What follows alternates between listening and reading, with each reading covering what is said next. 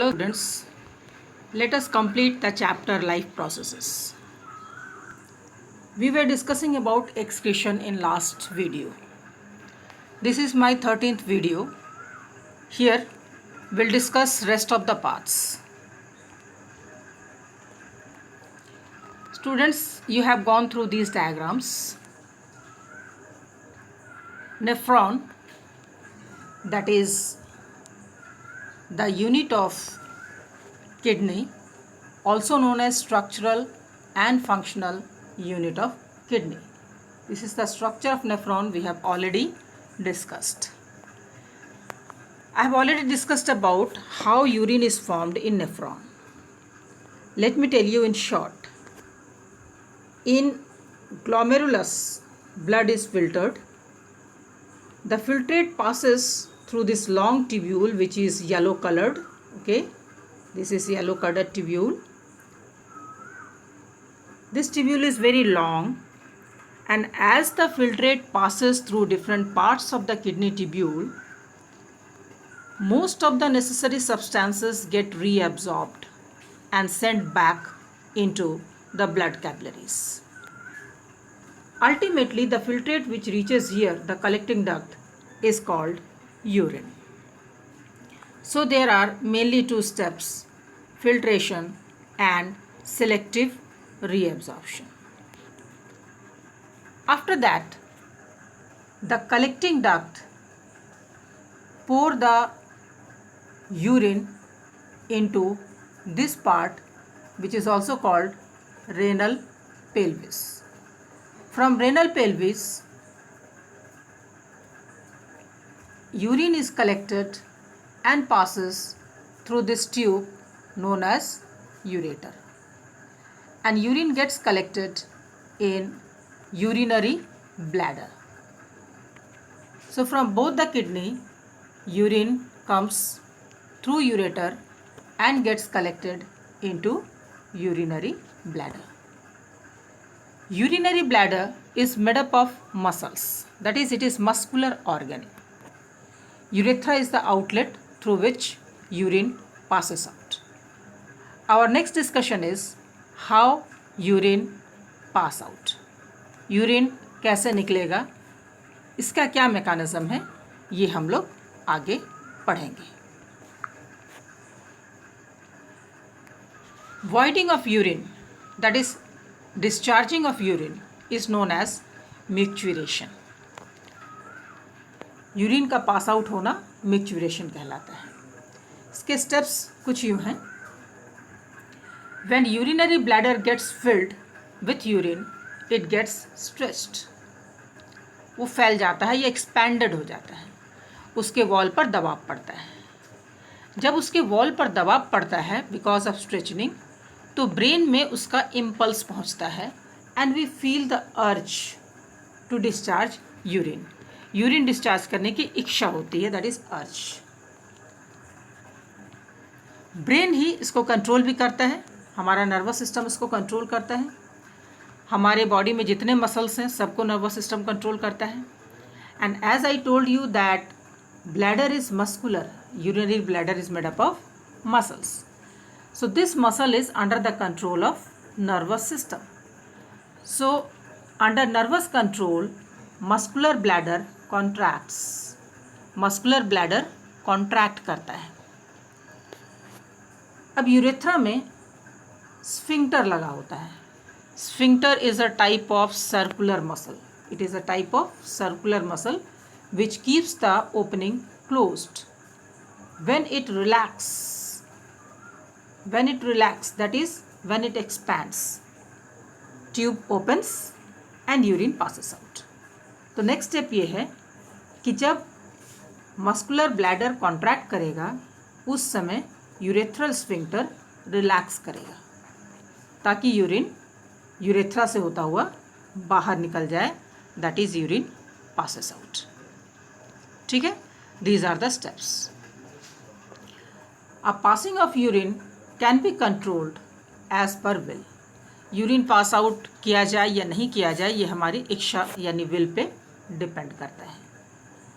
ज़रूरी नहीं है कि ब्लैडर पूरा भरे तभी पास आउट हो. हम चाहें तो पार्शियली फिल्ड ब्लैडर को भी खाली किया जा सकता है और पूरा भर जाने के बाद भी यूरिन को रोका जा सकता है. That is called it can be controlled as per will because it is under the control of nervous system. ठीक है, urination can be controlled as per will because the bladder is under the control of nervous system. Now, the amount of urine. You know students that amount of urine varies. कभी urine ज़्यादा होता है, कभी कम होता है. गर्मियों में urine की मात्रा घट जाती है, सर्दियों में यूरिन की मात्रा बढ़ जाती है. तो ऐसा क्या है जो यूरिन के अमाउंट को रेगुलेट करता है, यानी वॉल्यूम ऑफ यूरिन को रेगुलेट करता है. Per day in a normal human being 1 to 2 liters of urine is produced.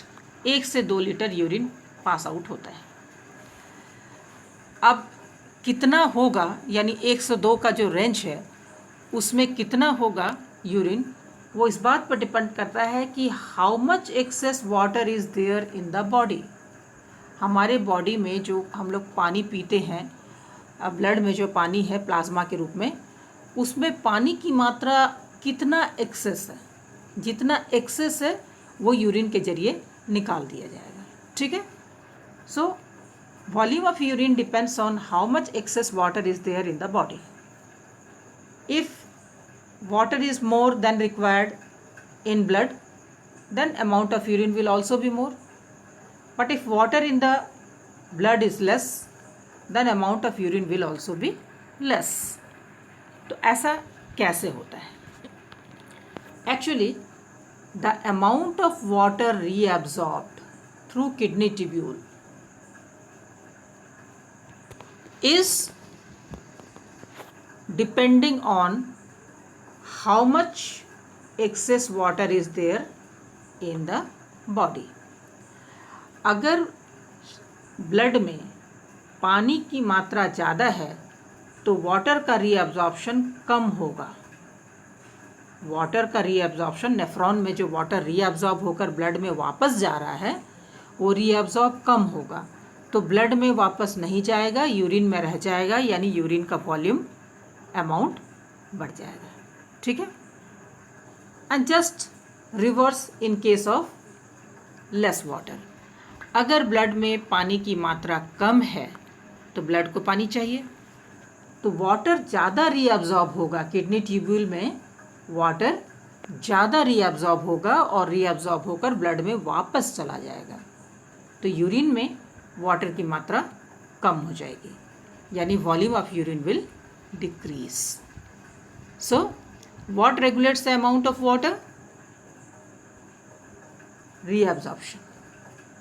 जितना रीअब्जॉर्प्शन ज़्यादा होगा वाटर का, उतना ही यूरिन कॉन्सेंट्रेटेड यानी कम होगा, और रीअब्जॉर्प्शन अगर कम हुआ तो यूरिन डाइल्यूटेड होगा, यानी वॉल्यूम ज़्यादा होगा. तो यूरिन में वाटर को कम या ज़्यादा करके बॉडी का जो भी वाटर का बैलेंस है उसको मेंटेन किया जाता है. How much water will be released in urine, that also depends on amount of dissolved waste to be excreted. Total waste products जो कि यूरिन में डिज़ोल्व होता है, अगर उसमें डिज़ोल्व वेस्ट की मात्रा ज़्यादा है तो उस केस में पानी यूरिन में ज़्यादा रखना पड़ता है. जैसे अगर किसी को डायबिटीज़ हुआ है तो उसमें शुगर होता है, यूरिन में शुगर भी होता है, यानी सॉल्यूट की मात्रा बढ़ गई. नॉर्मली जो नाइट्रोजनस वेस्ट वगैरह है वो तो है ही, उसके अलावा ग्लूकोज जो नॉर्मल पर्सन में ज़ीरो होता है यूरिन में, डायबिटिक पेशेंट में ग्लूकोज भी यूरिन में पास आउट होता है. तो ग्लूकोज की मात्रा जितनी ज़्यादा बढ़ेगी उतना ज़्यादा पानी बॉडी से आउट होगा, और यही वजह है कि डायबिटिक पेशेंट्स को बहुत ज़्यादा प्यास लगती है, ताकि वो जो पानी की कमी है उसको पूरा किया जा सके. ठीक है, तो दो बातें हैं कि शरीर में कितना एक्सेस वाटर है, और दूसरा कितना डिज़ोल्व वेस्ट हमको यूरिन के जरिए बाहर निकालना है. तो बॉडी में एक कैपेसिटी होती है, कोई ना कोई ऐसा मैकेनिज़्म होता है जिसके ज़रिए ऑर्गेनिज्म अपने बॉडी फ्लूइड का water and salt balance maintain करके रखता है, water and salt balance maintain करके रखता है. This ability is known as, और this mechanism is known as osmoregulation. Osmoregulation is the ability of organism to keep the water and salt balance in the body fluid constant. और kidney osmoregulation में मदद करता है, water और salt balance को बनाए रखने के लिए मदद करता है. तो यूरिन फॉर्मेशन के अलावा यानी नाइट्रोजनस वेस्ट निकालने के अलावा एक रोल ये भी है कि वो ऑस्मो रेगुलेशन करता है, यानी बॉडी का सॉल्ट और वाटर बैलेंस को मेंटेन करता है. You will note down composition of urine. In urine about 96% is water and rest are dissolved solutes.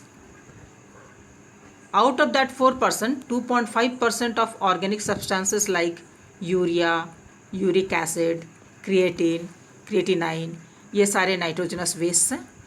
और 1.5% इनऑर्गेनिक सॉल्यूट्स यानी जो सॉल्ट्स हैं like sodium, chloride, phosphate, calcium, iodine etcetera. अगर हमारे बॉडी में विटामिन्स की मात्रा ज़्यादा हो जाए, हार्मोन्स ज़्यादा हो जाए, तो वो भी यूरिन में निकल जाता है, तो वो ऑर्गेनिक सब्सटेंसेस में आएगा. तो ऑर्गेनिक सब्सटेंसेस में हो गया urea, uric acid, creatine, creatinine, vitamins, hormones. अगर ब्लड में ज़्यादा है तो ये सारे भी निकलेंगे. So this is main composition of urine. You will note it down. Okay. Now how do plants excrete. Plants में एक्सक्रीशन कैसे होता है? सबसे पहले तो बता दूं कि प्लांट्स में ऑर्गेनिक वेस्ट यानी नाइट्रोजनस वेस्ट जो है वो नहीं निकलता है. उसकी वजह ये होती है कि प्लांट्स जो है अपने हिसाब से अपना भोजन बनाता है. They prepare their own food. और एनिमल्स जो है बाहर से फूड लेता है. तो एनिमल बाहर से फूड लेता है तो उसमें प्रोटीन्स भी होते हैं, और उसमें जो चीज़ काम नहीं आएगा वो ब्रेक करता है और नाइट्रोजनस वेस्ट प्रोड्यूस होता है.